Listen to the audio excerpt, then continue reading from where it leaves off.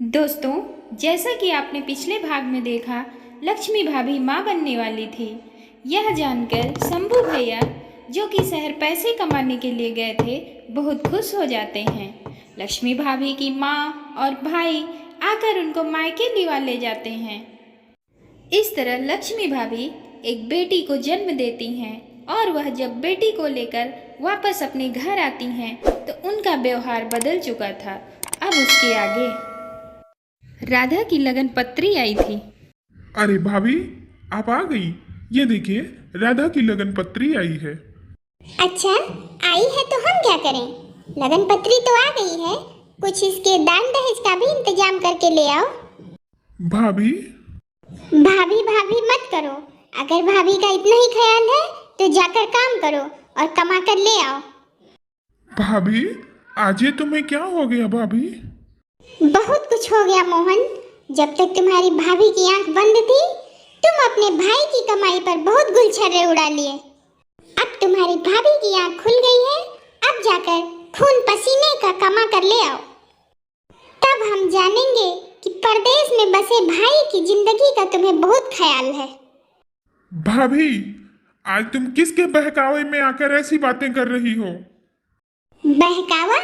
अगर घर में आग लग जाए और उसमें सोए हुए इंसान को कोई जगा दे और वह बच के भाग जाए तो ये बहकावा हुआ। कान खोल कर सुन लो, अब तुमको स्कूल जाने की कोई जरूरत नहीं है। अब कमाई धमाई करो। और राधा, तुम भी सुन लो, अब इस घर का काम धाम करो। अब हमसे इस घर का कोई भी काम नहीं होगा। इतना कहकर लक्ष्मी भाभी अंदर चली जाती हैं। लक्ष्मी भाभी की ये सब बातें सुनकर राधा और मोहन बहुत दुखी हो जाते हैं कि अचानक से उनका व्यवहार बदल कैसे गया। भैया भैया, भाभी को क्या हो गया?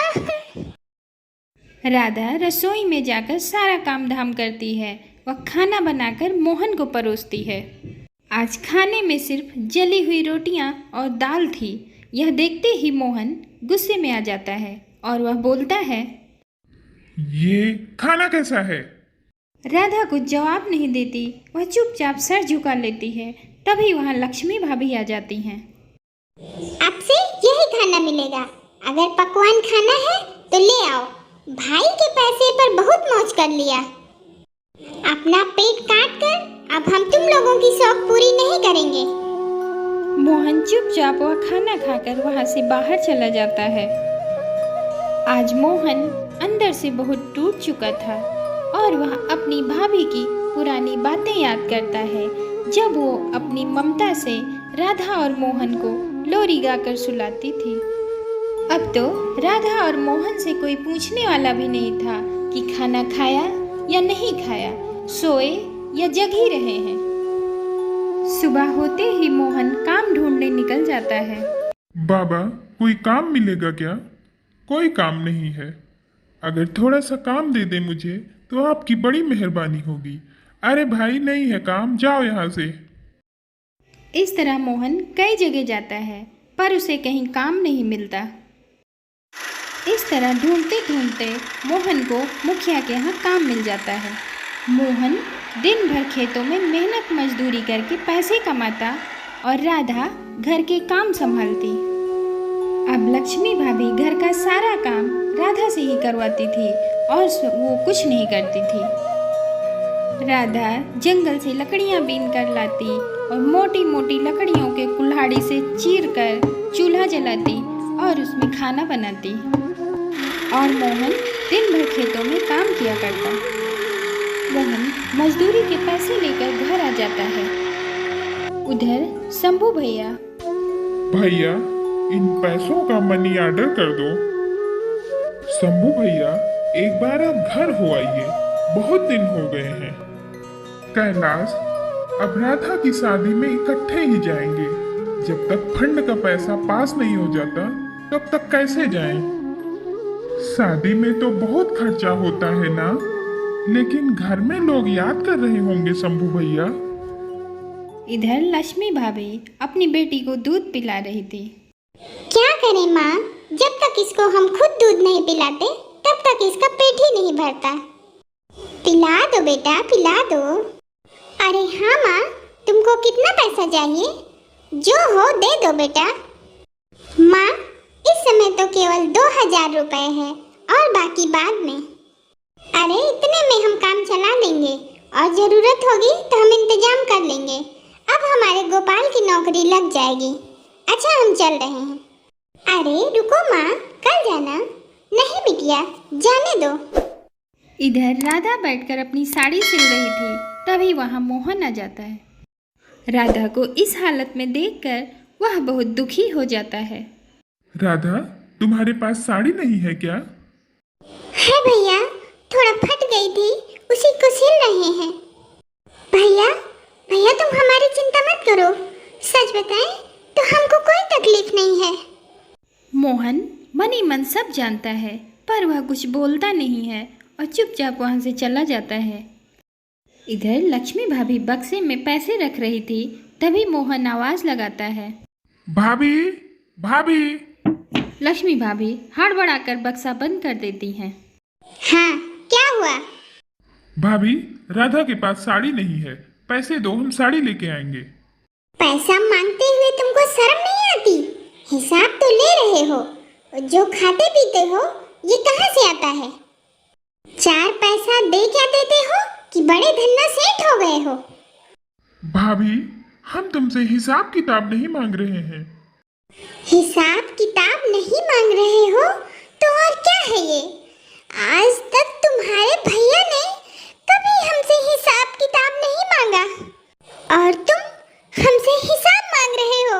ये कौन से दिन आ गए हैं? अरे हमारे तो भाग्य फूट गए हैं। हमारे तो भाग्य फूट गए। भाभी, हमसे गलती हो गई भाभी, हमें माफ कर दीजिए। हम आज से तुम्हें कुछ नहीं कहेंगे, हमको माफ कर दीजिए। इतना कहकर मोहन वहाँ से बाहर चला जाता है। एक दिन राधा कुछ काम कर रही थी, तभी मोहन पीछे से आकर उसकी आंख बंद कर लेता है। कैसे पहचान लिया? भला जिस हाथ में राखी बंधा है वो कैसे नहीं पहचानेंगे? अरे इस झोले में क्या है? अरे ये साड़ी है तुम्हारे लिए, देखो पसंद है? हाँ। साड़ी पाकर राधा बहुत खुश हो जाती है। भाभी कहाँ है? अंदर घर में। मोहन अंदर जाकर अपनी भाभी को अपनी मेहनत की कमाई दे देता है। भाभी, ये पैसे हैं, लो रख लो। राधा वो साड़ी अपनी भाभी को दिखाती है। भाभी देखो, ये साड़ी कैसी लग रही है? ये साड़ी कौन लाया है? भैया लाए हैं भाभी। भैया की दुलारी, क्या सारे गांव को तुम ये दिखाना चाहती हो कि भैया के सिवा तुम्हारा और कोई नहीं है? अब इस घर में उस कमीने के हाथ की एक चीज हम नहीं बर्दाश्त करेंगे। फेंक दो इसको। लक्ष्मी भाभी वो साड़ी उठाकर फेंक देती हैं। तभी वहाँ शंभू भैया शहर से घर वापस आ जाते हैं। वो साड़ी शंभू भैया उठा लेते हैं और लक्ष्मी भाभी के पास आते हैं। ये साड़ी वहाँ क्यों फेंकी? ये तो अपने दुलरुआ भाई से पूछो। हम तुमसे पूछ रहे हैं, ये साड़ी वहाँ क्यों फेंकी? तुम्हारा मोहन पैसे कमा के गुलछर्रे उड़ा रहा है और अपनी बहन को साड़ी पहना के इंद्रपरी बना रहा है। अगर वो कमाता है तो क्या अपनी बहन को साड़ी नहीं पहना सकता? उस निकम्मे के हाथ का अब हम एक चीज नहीं बर्दाश्त करेंगे। वो यहाँ पे कौन कौन सा गुल खिलाता है ये तुमको नहीं मालूम। ये हम आते ही क्या सुन रहे हैं? जो सुन रहे हो ठीक सुन रहे हो।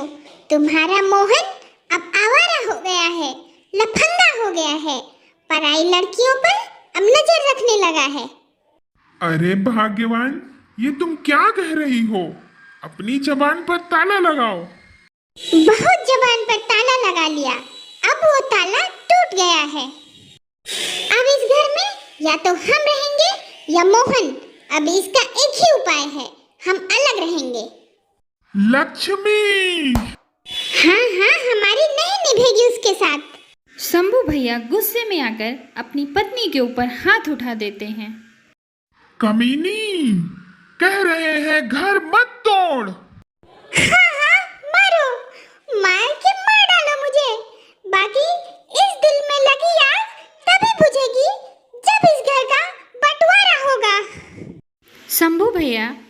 पत्नी का यह बदला हुआ रूप देखकर सहम जाते हैं और चुपचाप वह अंदर चले जाते हैं।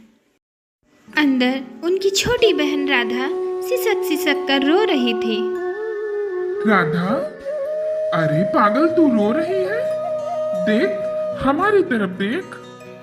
अरे पागल, तू रो रही है? अभी तो शादी में 3-4 दिन बाकी हैं। भाभी की बातों का बुरा नहीं मानो। लो, ये साड़ी पहन लो, पहन लो। इस साड़ी में हमारी बहन गुड़िया जैसी लगेगी। हंसो। राधा अपने बड़े भैया का प्यार पाकर बहुत खुश हो जाती है। इस तरह एक दिन राधा की शादी हो जाती है और वह अपने घर से विदा हो जाती है। शंभू भैया ने राधा को अपनी बेटी की तरह गोद में खिलाया, उसको पाल पोस कर बड़ा किया और आज बड़े ही दुखी मन से अपनी बहन को विदा कर दिया। क्या शंभू भैया अपनी पत्नी के इस व्यवहार को बदल पाएंगे या वो भी अपनी पत्नी की बातों में आकर मोहन के साथ घर का बंटवारा कर लेंगे? जानने के लिए देखिए हमारी अगली वीडियो। फिर मिलते हैं आप लोगों से एक नई वीडियो के साथ। तब तक के लिए बाय बाय।